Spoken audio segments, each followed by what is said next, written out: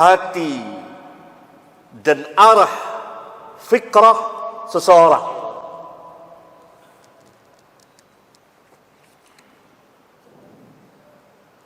Kita dan siapapun juga tidak sanggup merubah, membalikkan hati seseorang. Bukan secara hissiyah, ya, bukan secara fisik,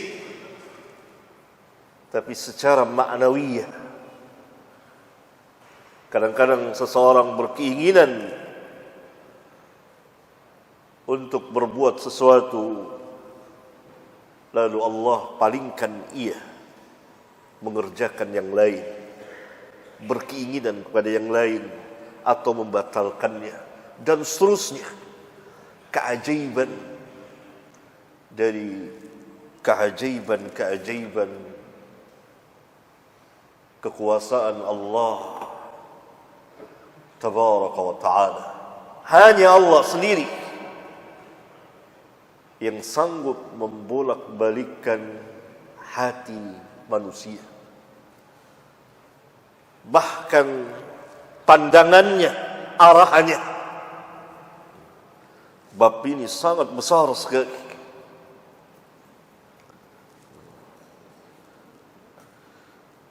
Al-Imam memulai dengan seperti kebiasaan beliau, memulai dengan ayat Al-Quran.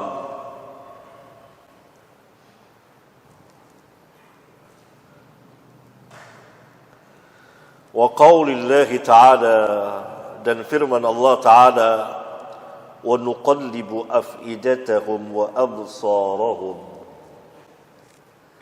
dan kami balikkan hati-hati mereka dan pandangan-pandangan mereka, tujuan mereka dipalingkan oleh Allah Tabaraka wa Ta'ala.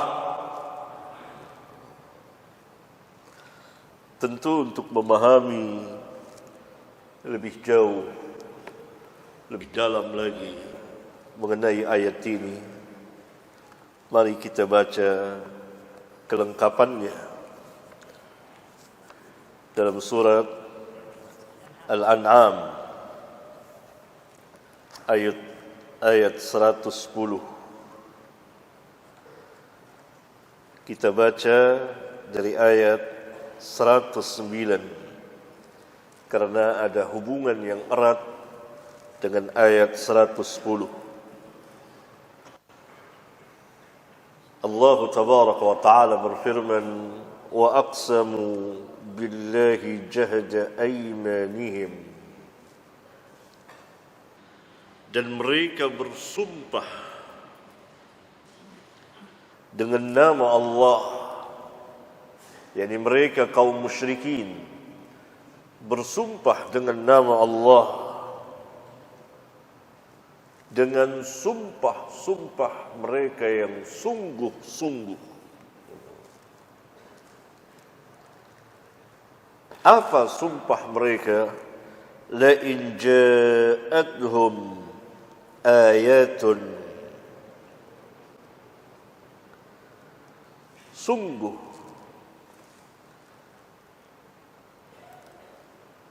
jika datang kepada mereka ayatun,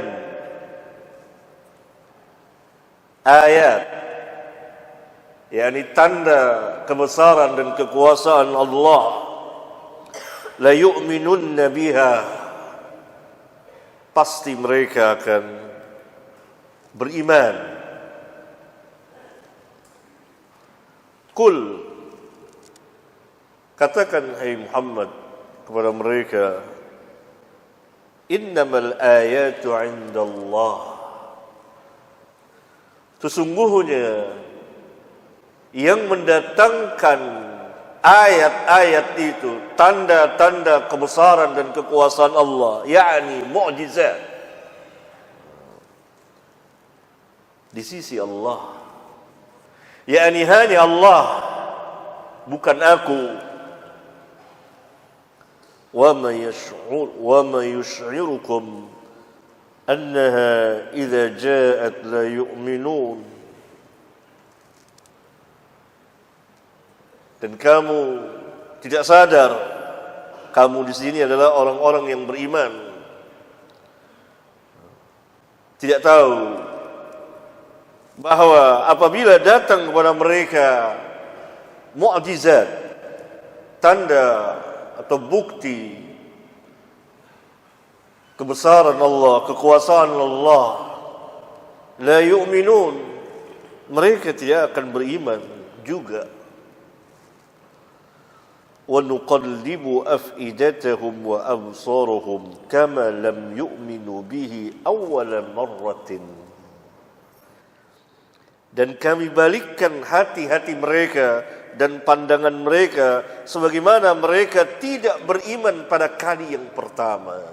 Ini, ayat ini merupakan peringatan besar terhadap setiap manusia yang menolak kebenaran setelah kebenaran itu sampai kepada mereka dan mereka menolaknya pada kali pertama, maka Allah akan sesatkan mereka.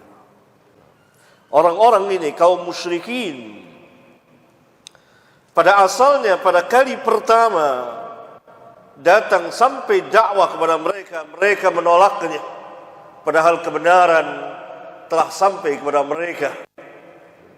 Kemudian mereka meminta tanda bukti kekuasaan Allah, mukjizat. Dan Allah Subhanahu wa taala pastikan bahwa mereka tidak akan beriman juga. Akibat dari pembangkangan mereka, kedurhakaan mereka, menolak kebenaran itu, maka Allah balikkan hati-hati dan pandangan mereka. Sebagaimana mereka tidak beriman pada kali yang pertama. Wa nadharuhum, dan kami biarkan mereka fi tughyanihim, di dalam kesesatan mereka, ya'mahun, yakni terombang-ambing, berada di dalam kebimbangan, berada di dalam keheranan, dan begitu seterusnya.